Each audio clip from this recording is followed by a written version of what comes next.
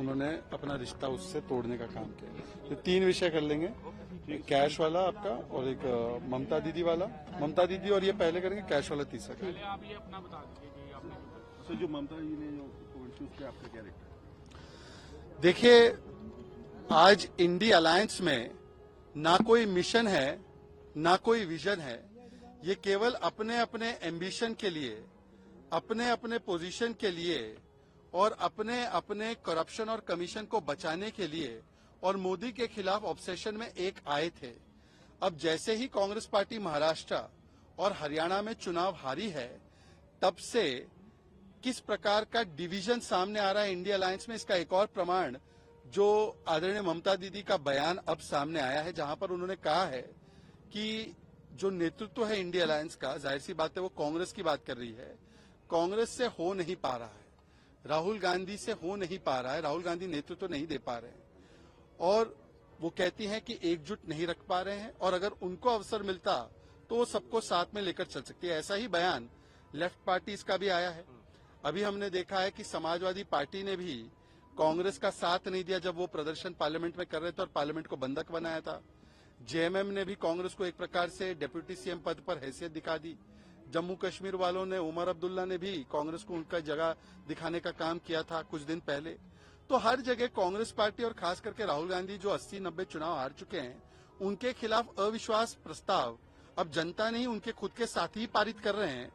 तो राहुल गांधी से नहीं हो पाएगा, वो मीम पूरे देश में चलता है, तुमसे ना हो पाएगा।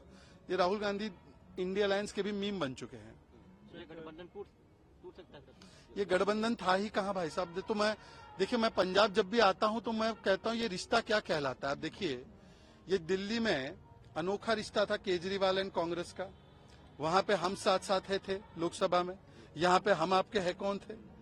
हाँ, फिर अभी अकेले हम तुम हो चुके हैं चुनाव के बाद। तो मैं खोजता रहता हूँ इनका रिश्ता है कहाँ पे ठीक से। ये केरला में लेफ्ट और कांग्रेस एक दूसरे के जानी दुश्मन, दिल्ली में जानी दोस्त। ये बंगाल में जानी दुश्मन, दिल्ली में अच्छे दोस्त। ये पंजाब में जानी दुश्मन, दिल्ली में अच्छे दोस्त। तो इसको रिश्ता नहीं बोलते, इसको बोलते फ्रेंडशिप विद बेनिफिट। ये अवसर के साथ दोस्ती ये करने के माहिर है ये लोग। कोई इनका वैसे ममता जी को तो लगता है कि इंडिया गठबंधन मजबूत हो पाएगा। देखिए, मजबूर दलों का गठबंधन है और जो मजबूरी में एक साथ आए हो वो मजबूती कभी दिखा नहीं सकते। अगले विषय पे चलते हैं। महाराष्ट्र इश्यू पे आपका क्या कहना है? देखिए, महाराष्ट्र में भी एमवीए का मतलब बन चुका है महाविभाजन अघाड़ी और महाविचित्र अघाड़ी। ये तो वैसे ही था, नॉर्थ पोल और साउथ पोल एक साथ आए थे। बताइए, उद्धव सेना जो बाला साहब ठाकरे जी की विचारों पर चलने का दावा कर रही थी, उनका गठबंधन था अबू आजमी से। वही अबू आजमी जो समाजवादी पार्टी का नेता याकूब मेमन की पैरवी करता है, वही अबू आजमी जो जाकर मुफ्ती सलमान और नौमानी से मिलता है, जो वोट जिहाद की बातें करते हैं, वही लोग जो मुस्लिम आरक्षण की बातें करते हैं। और आज जब 6 दिसंबर को कुछ लोग जो बाला साहब ठाकरे जी के विचारों पर चलते हैं, वो लोग कहते हैं कि शौर्य दिवस था उनके लिए। शौर्य दिवस था क्योंकि उस दिन पर उनके हिसाब से बाबरी नाम का कलंक जो है वो हटाया गया। तो उसको लेकर अब अबू आजमी ने और समाजवादी पार्टी ने अपने इस अनैसर्गिक निकाह में 3 तलाक देने का काम किया है। तलाक तलाक तलाक अबू आजमी ने बोल दिया है। और मैं तो हमेशा से कह रहा था ये महाविचित्र अघाड़ी थी। ना इन्होंने कभी हिंदू हृदय सम्राट बाला साहब ठाकरे जी को सम्मान दिया, कांग्रेस पार्टी ने तो सावरकर जी का अपमान किया। ये सभी लोग साथ में आए। उद्धव जी ने तो अपने विचारों का सियासी धर्मांतरण किया और उसको मैं कहता हूँ विचारधारा जिहाद किया। बाला साहब ठाकरे जी के सारे विचारों को छोड़ दिया और अबू आजमी के साथ चले गए और अब अबू आजमी ने उनका साथ छोड़ दिया है। अब उद्धव ठाकरे जी बताए कि ये सियासी धर्मांतरण करने का क्या फायदा हुआ। इसको लेकर काफी विवाद हो रहा है।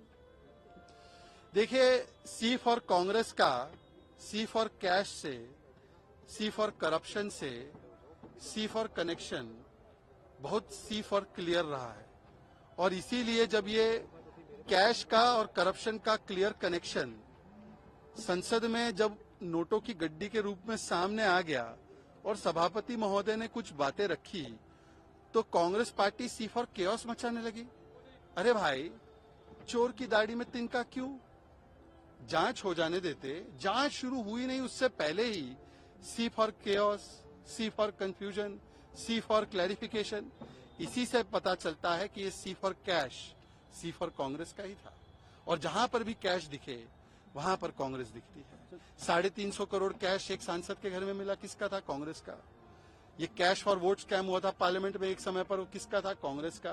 तो कांग्रेस मतलब करप्शन, कांग्रेस मतलब कैश। तो लॉ एंड ऑर्डर को लेके 1984 में भी कांग्रेस की सरकार थी जब गोल्डन टेम्पल पे अटैक हुआ था।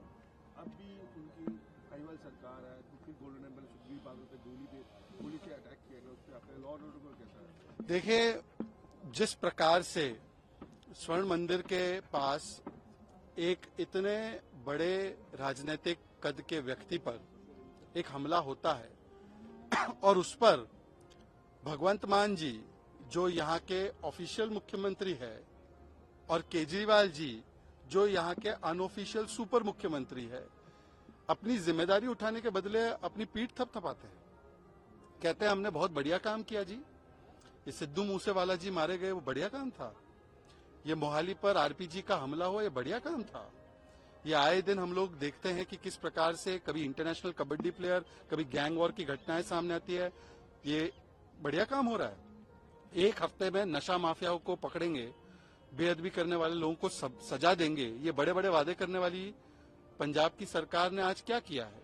आज कानून व्यवस्था पंजाब में पूर्ण तरीके से ध्वस्त है। इसका कारण ये है कि पंजाब की पुलिस का इस्तेमाल पंजाब के लोगों की सुरक्षा के लिए नहीं, पंजाब में इंपोर्टेड लोग जो आते हैं, ये इंपोर्टेड लोगों को सिक्योरिटी दी जाती है पंजाब पुलिस की। ये जिनका पंजाब से कोई वास्ता नहीं है उनको सिक्योरिटी में पंजाब के लोगों को, पुलिस को लगाया जाता है। तो जब पंजाब की पुलिस की ड्यूटी किसी पर राजनीतिक रूप से कार्रवाई करना या कोई इंपोर्टेड लोगों की सिक्योरिटी में जाना ये होगा, तो आम जनमानस की सुरक्षा कैसे हो पाएगी? और इसीलिए मुझे लगता है भगवंत मान जी को तो इस्तीफा दे देना चाहिए और ये भी बताना चाहिए कि जो कट्टरवादी देश विरोधी ताकतें हैं जिनके साथ मैंने नहीं, गुल पनाग ने भी बताया था कि आम आदमी पार्टी का रिश्ता है, उनके साथ क्या ये रिश्ते के चक्कर में देश और राष्ट्र हित को वोट बैंक के हित पे त्याग किया जा रहा है क्या? एक खड़गे साहब का बयान आया है, वो बोल रहे हैं कि ईवीएम पर भरोसा नहीं है, बैलेट पेपर से चुनाव होना चाहिए, कैसे देखते? देखो, कांग्रेस को तो कभी भी लोकतंत्र पे भरोसा नहीं रहा, उनको तो परिवार तंत्र में ही भरोसा है, उनको संविधान में भरोसा नहीं है, उनको केवल परिवार में ही भरोसा है। और इसीलिए जो ईवीएम और इलेक्शन कमीशन से वो वायनाड चुनाव जीते तब भरोसा होता है, झारखंड में भरोसा होता है, जम्मू कश्मीर में भरोसा होता है, कर्नाटक तेलंगाना में भरोसा होता है, दिल्ली और पंजाब में इनके छोटे मियाँ भाइयों को भरोसा होता है, और जैसे ही महाराष्ट्र हरियाणा में हार जाते हैं तो इनका भरोसा उड़ जाता है। तो ये चयनात्मक रूप से भरोसा करना और भरोसा उड़ जाना ये दिखाता है कि ये लोग परिवार तंत्र में यकीन रखते, संविधान के तंत्र में नहीं। और ईवीएम इलेक्शन कमीशन बहाना है, हार से राहुल को बचाना है। 90 चुनाव हारने के बाद राहुल को फिर भी किसी प्रकार से बचाए रखवाना है, इसलिए इलेक्शन कमीशन पर निशाना है। सर, किसानों को रोका गया, कल उसे कैसे देखते? चलिए, मुझे लगता है उस पर वहाँ की सरकार और हमारे वरिष्ठ नेताओं ने बात रख ली है, उस पर मैं और कुछ नहीं जोड़ना चाहूंगा। टेबल टॉक के साथ ये बात होनी चाहिए, किसानों का मुझे लगता है इन विषयों पर ऑलरेडी मुझसे कई वरिष्ठ नेताओं ने अपनी बात रख ली है और मुझे लगता है इस पर मुझे और कोई क्या पंजाब जोड़ने की में भाजपा आवश्यकता अपने दम पे सत्ता में आएगी? नहीं। चुनाव बहुत दूर है, पर पंजाब में ही नहीं बल्कि भारतवर्ष में हम लोग सत्ता के लिए नहीं, हम सेवा के लिए काम करते हैं और सेवा करने का मौका निश्चित रूप से हमारे गुरुओं की भूमि में भारतीय जनता पार्टी को निश्चित रूप से मिलेगा।